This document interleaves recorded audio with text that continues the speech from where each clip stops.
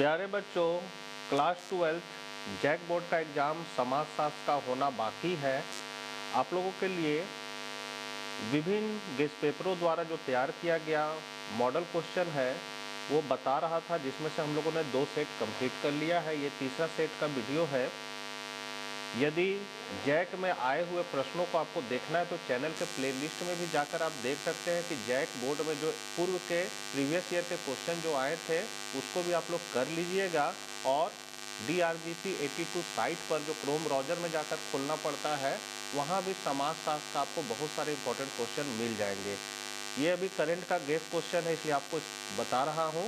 Channel पर पहली बार है तो जरूर सब्सक्राइब कर ले। तो चलिए फटाफट हम लोग देख लेते हैं।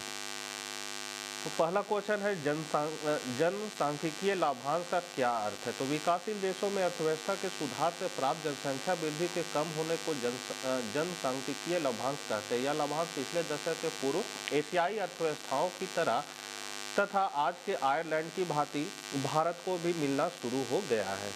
दूसरा क्वेश्चन है वर्ग और जाति में क्या अंतर है। तो वर्ग वे समूह होते हैं जिनमें सीमाएं बनावटी, मनमानी एवं बाह्यवर्ती होती है। कोई भी व्यक्ति इन समूहों में प्रवेश पा सकता है। जाति की सीमाएं वर्ग समूहों की तुलना में अधिक कठोर और रूढ़ियों पर आधारित होती है। राष्ट्रवाद को परिभाषित करें तो अपने राष्ट्र और उससे संबंधित हर चीज के लिए प्रतिबद्धता, आमतौर पर भावात्मक प्रतिबद्धता राष्ट्रवाद है। हर हाल में, हर मामले में राष्ट्र को सर्वोपरि रखना, उसके पक्ष में झुकाव रखना राष्ट्रवाद की पहचान है। यह विचारधारा की भाषा, धर्म, इतिहास, प्रजाति, सजाति आदि की समानता समुदाय को विशिष्टता प्रदान करती है। राष्ट्रवाद का मूलाधार है। आगे है फ्रांसीसी क्रांति के कौन से 3 आदर्श शब्द थे। तो आज समाज नए रूप में स्थापित होने की ओर अग्रसर है। समाज के इस नए रूप को फ्रांसीसी क्रांति ने 3 आदर्शों को बंधुता, स्वतंत्रता और समानता जैसे शब्दों में अभिव्यक्ति किया था। हरित क्रांति कब और किन क्षेत्रों में प्रारंभ की गई। तो 1960 से 70 के दशक में, विशेषतः 66-67 में देश में हरित क्रांति आई।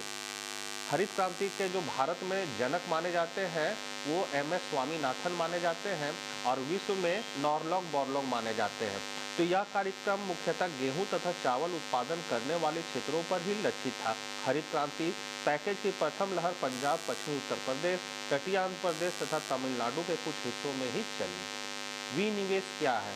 तो सरकार सार्वजनिक कंपनियों के लिए अपने शेयर्स जब निजी कंपनियों को बेचती है तो इसे विनिवेश कहते हैं। सरकार के हाथों ऐसी कंपनियां घाटे में चलने का जब अनुमान होने लगता है तब ऐसा अक्सर होता है। इसे सरकारी कर्मचारियों को भय होने लगता है कि विनिवेश के कारण कहीं उनकी नौकरी नहीं चली जाए। अगला है इंग्लैंड में चार्टरवाद क्या था।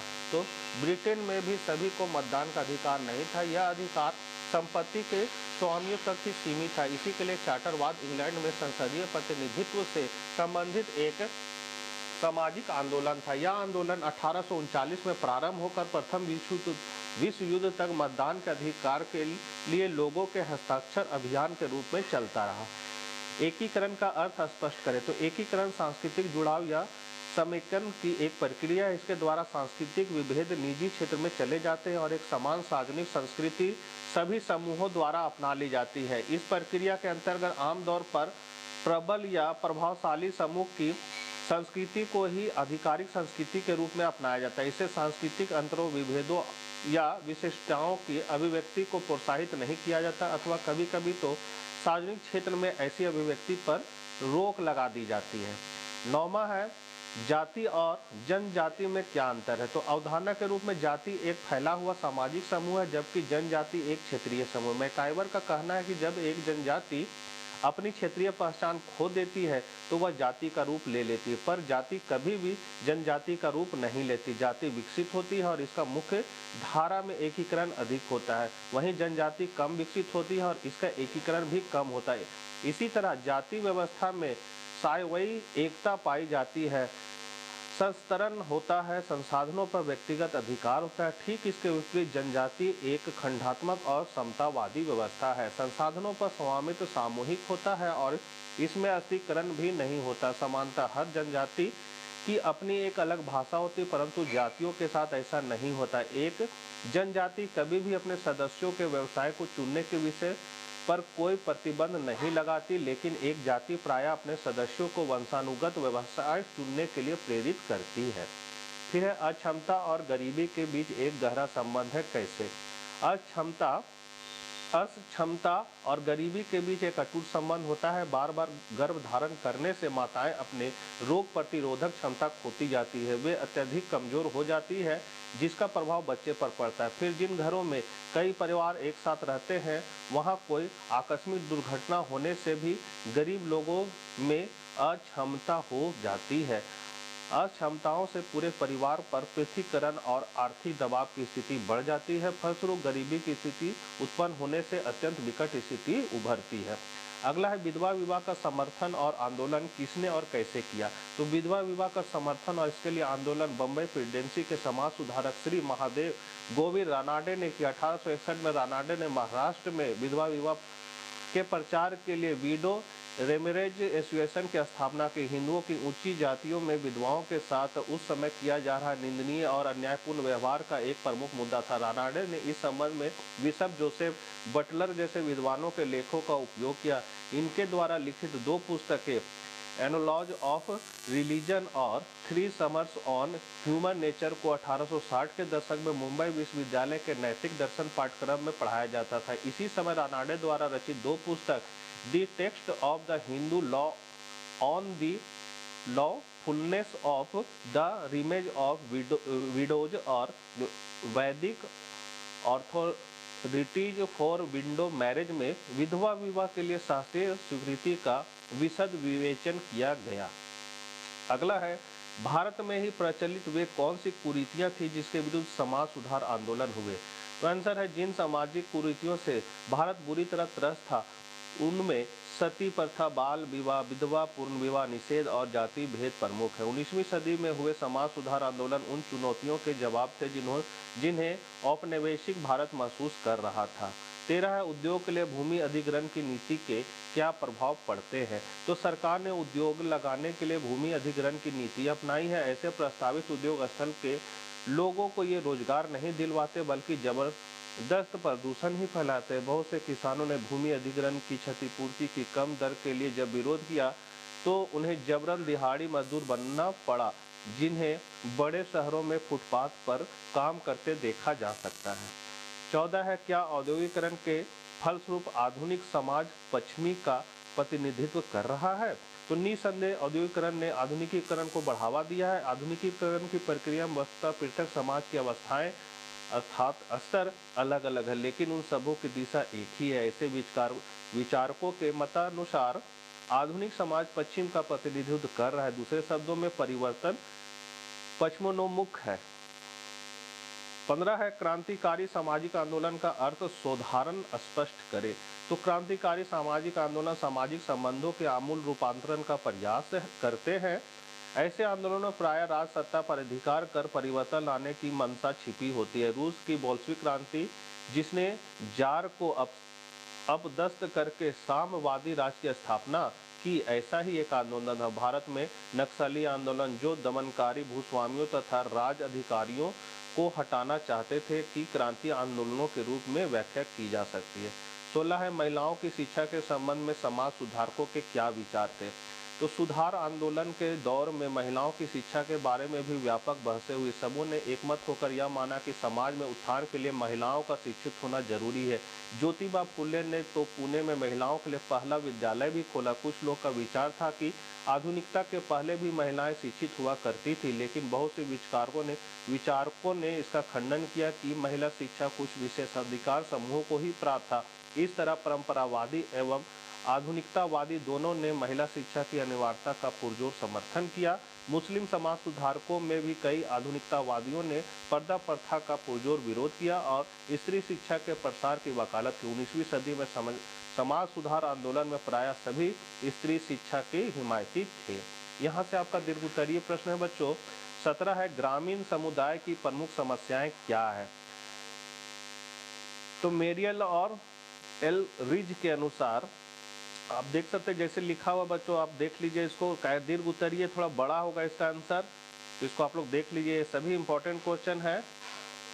यहाँ लिखा हुआ, जहाँ थोड़ा सा मिटा हुआ वहाँ लिखा हुआ ग्रामीण समुदाय की प्रमुख समस्याएं। तो क्या है? पहला है शिक्षा संबंधी समस्याएं। डिटेल आप देख सकते हैं, थोड़ा थोड़ा अगर धुंधला दिख रहा है तो थोड़ा बता दे रहे हैं कि भारत में अशिक्षितों की संख्या अधिक है, किंतु गांव में इसका प्रतिशत बहुत अधिक है। आज भी गांव में अशिक्षित एवं निरक्षर लोगों की तादाद में कमी नहीं है। इस दिशा में सुधार के लिए सरकारी तथा गैर सरकारी संगठनों के द्वारा प्रयास जारी है। दूसरा है बेरोजगारी की समस्या। तो भारतीय कृषि वर्षा पर निर्भर करती है। जब वर्षा नहीं होती तो गांव के लोगों को कृषि से संबंधित काम नहीं मिल पाता और बाद में उसके सामने भूखमरी एवं बेरोजगारी की समस्या उत्पन्न हो जाती है। फिर है सड़क और बिजली की समस्या। चौथा पॉइंट आपका नई सामाजिक समस्याएं। 18 नंबर है भारतीय समाज पर औद्योगिकरण के प्रभावों की विवेचना करें। तो इसका आप पॉइंट देख सकते हैं। पहला है संयुक्त परिवार प्रथा का विघटन। इसका डिटेल आप लोग देख लीजिए बच्चों। दूसरा पॉइंट है पारिवारिक कार्य क्षेत्र का सीमित होना। तीसरा पॉइंट है स्त्रियों की स्थिति में सुधार। चौथा पॉइंट है आपका रहन सहन की कृत्रिमता। पांचवा है आपका गंदी तथा तंग बस्तियों का विकास। 19 नंबर है जातिवाद क्या है, इसको प्रोत्साहन देने वाले 4 कारकों की चर्चा करें। तो बच्चों ये वीडियो बहुत लंबा हो जाएगा, इसलिए हम थोड़ा बढ़ा दे रहे हैं। आप इसको देख लीजिए, इसको आंसर को याद कर लीजिएगा, सारे परीक्षा उपयोगी है।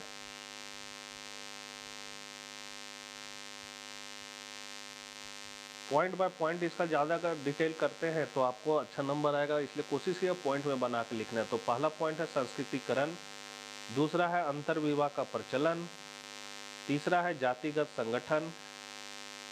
चौथा है भ्रष्ट राजनीति। 20 नंबर है आपका मैकाइवर एवं फेज द्वारा दी गई परिवार की विशेषताओं की चर्चा करिए। ये बहुत इंपॉर्टेंट क्वेश्चन है, तो इसको जरूर कर लीजिएगा आप लोग। पहला पॉइंट है सार्वभौमिकता। दूसरा पॉइंट है भावनात्मक आधार। तीसरा रचनात्मक प्रभाव। चौथा है छोटा आकार। पांचवा है परंपराओं की प्रधानता। 21 नंबर क्वेश्चन है सामाजिक परिवर्तन में जनसंचार की भूमिका की चर्चा करें। तो जब हम कुछ विशेष साधनों के द्वारा एक बड़े समूह या समुदाय के लोगों तक कोई विशेष सूचना या संवाद पहुंचाते हैं, तब इसी को जनसंचार कहा जाता है। यदि हम एक बंद कमरे में किसी 1 या 2 व्यक्तियों से बातचीत कर रहे हो तो इस दिशा में भी 2-3 लोग एक दूसरे के लिए अपने विचारों का संचार कर रहे होते हैं। ऐसे संचार व्यक्तिगत स्तर का होता है, इसलिए इसे जनसंचार नहीं कहा जा सकता। दूसरी ओर जब टेलीविजन के विभिन्न कार्यक्रमों के द्वारा कुछ खास ढंग का व्यवहार या विचार दूर दूर के लाखों लोगों तक पहुंचाए जाते हैं, तब ऐसे संचार का संबंध साधारण के बहुत बड़े हिस्से से होता है। इसी को हम जनसंचार कहते हैं। सामाजिक परिवर्तन में जनसंचार की भूमिका निम्न है। भारतीय समाज का विकास तभी संभव है जब यहाँ सभी तरह के सामाजिक धार्मिक विभेदों को कम से कम किया जा सके। समाचार पत्र और पत्रिकाओं के लेख एक ऐसी तर्क बुद्धि विकसित करते हैं जिससे मानवतावाद का अधिक महत्व होता है। फिल्मों में यह दिखाया जाता है कि सामंतवादी तरीके किस तरह हमारी प्रगति में बाधक है। किसी समाज में जब तरह तरह की सामाजिक समस्याएं बढ़ने लगती है तो उन्हें दूर करने में जनसंचार के साधन उपयोगी भूमिका निभाते हैं। भारतीय समाज में स्वतंत्रता के बाद तरह तरह के वैवाहिक कुरीतियां, स्त्रियों के शोषण, दलित जातियों के साथ असमानताकारी व्यवहारों, अंधविश्वासों और पारिवारिक विघटन से संबंधित बहुत सी समस्याएं थी, जो जनसंचार के साधनों के द्वारा लोगों को इन समस्याओं के दुष्परिणामों से अवगत कराया गया। इसी के फलस्वरूप लोगों की मनोवृत्ति में इस तरह परिवर्तन होने लगा जिससे सभी सीमा तक इन समस्याओं का समाधान करना संभव हो सका। ये फिर लास्ट वाला भी है, आप रेडियो टेलीविजन देख लीजिए। 22 नंबर है हिंदू विवाह में हो रहे आधुनिक परिवर्तनों को परीक्षण करें। तो हिंदू विवाह में क्या क्या हो रहा है? तो पहला पॉइंट है अपनी पुरानी परंपरा के अनुसार हिंदू समाज में विवाह में स्त्री बड़ा या घूंघट ओढ़े रहती थी, परंतु आधुनिकता के चलते विवाह में लड़कियां मुंह नहीं ढकती। दूसरा, पुरानी परंपरा के अनुसार दूल्हा के घोड़े का स्थान कार ले लिया है। तीसरा, अच्छे परिवर्तन ये भी हुए हैं कि बाल विवाह की परंपरा समाप्त हो गई। आधुनिक विवाह प्रथा के कारण आज विधवा विवाह को अशुभ नहीं माना जाता है। पुरातन काल में चली आ रही दहेज प्रथा समाप्त तो नहीं हुई है, परंतु आधुनिक युवक तथा युवतियों में जागरूकता आ गई है तथा वे बिना दहेज के विवाह करना चाहते हैं। चौथा लास्ट पॉइंट है छठा, हानि देखी जाए तो केवल यह है कि पुरातन परंपरा में किस प्रकार बड़ों को वह सम्मान नहीं दिया जाता है। तो बच्चों, ये थे मॉडल सेट 3 के प्रश्नों के उत्तर। आशा करते हैं वीडियो आपके लिए उपयोगी साबित होगा। तो मिलते हैं नेक्स्ट वीडियो के साथ। जय हिंद, जय भारत।